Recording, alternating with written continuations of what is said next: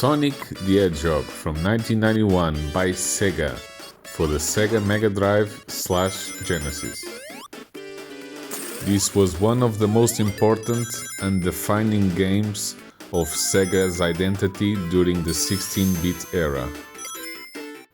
By the late 80s, SEGA needed a mascot who could compete with Nintendo's Super Mario. Their goals were clear. They wanted speed to show off Mega Drive's processing power. And they wanted attitude to appeal to older kids and teens. And a distinct style from Nintendo's slower, methodical platformers. And the result was Sonic the Hedgehog. Made by an internal team later known as Sonic Team. Sonic launched in June 1991 in North America and quickly became SEGA's flagship franchise. At its core, Sonic the Hedgehog is a side-scrolling platformer. But it introduced several key ideas. A speed-based platforming. Sonic's main mechanic is momentum. Slopes, loops, springs and ramps encourage flow. Skilled players can blaze through levels, while beginners are slowed by hazards. This was very different from Mario, precise stop-and-go jumping. Rings instead of health. Rings act as a buffer instead of traditional health. One hit scatters your rings rather than killing you. That way it encourages risk-taking and fast play. The level structure. Each level had 3 acts. At the end of Act 3, you will face a boss. Through the levels, you could choose between multiple paths. High-speed routes or slower ones. You had verticality and hidden areas. Zones like the first one, Green Hill, encourage speed, while zones like Marble Zone or Labyrinth slow things down. The game had 6 zones. It started with Green Hill Zone, one of the most iconic opening levels in gaming history. Then it moved to Marble Zone, a slower platform-heavy, lava-focused. The third zone is Spring Yard Zone, a pinball-inspired chaos. Then Labyrinth Zone, which was an underwater section with infamous drowning music. Was the only zone that you didn't have to defeat a boss. The final confrontation was just a chase. Then we have the Starlight Zone, which demands a lot of speed and precision. Then the 6th zone is the Scrap Brain Zone, which was an industrial theme with the difficulty spiked. And then the final zone, which was just the final boss rush against Dr. Robotnik. Dr. Robotnik, also named Dr. Eggman, was the main antagonist. He was a mad scientist that was turning animals into robots. He is all the bosses in his Heg Mobile with different gadgets. The boss fights are simple by modern standards, but memorable, establishing a recurring villain whose design and personality still persists today.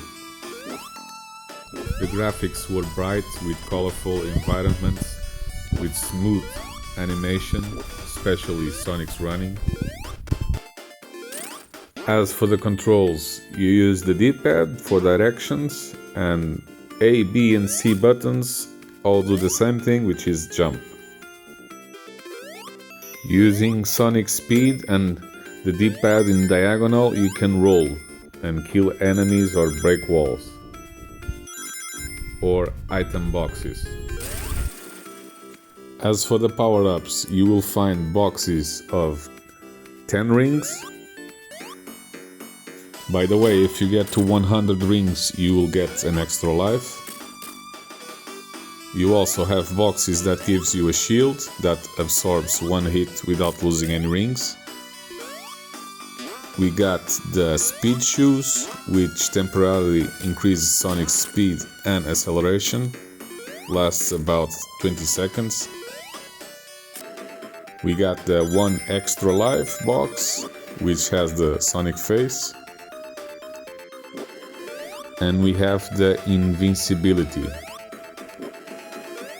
that makes you invulnerable and kills all enemies that you pass through.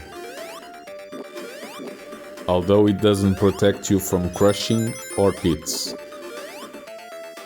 When you get the invincibility, this theme music overrides the level music. When you kill your enemies, they turn back into the animals they were before Dr. Robotnik changed them. Also, after all boss battles, you rescue a bunch of animals that were about to be changed. Sonic had a lot of sequels for the Mega Drive Genesis and also some spin-offs. A lot of them were very successful, like Sonic 2, Sonic 3, Sonic 3 and Knuckles, Sonic Spinball. In '95, the game was re-released as part of Sonic compilation alongside with Sonic 2 and Dr. Robotnik's Mean Bean Machine.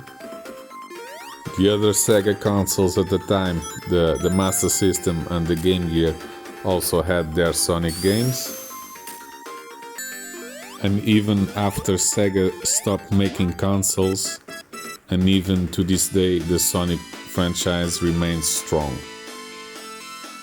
Now making lots of Sonic games for multiple platforms.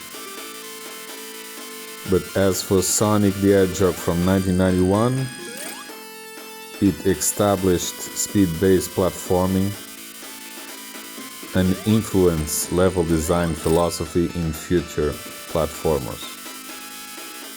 It made Sega a lot bigger than it was and sold a lot of Genesis. And even to this day, it feels like Sonic and Sega are one.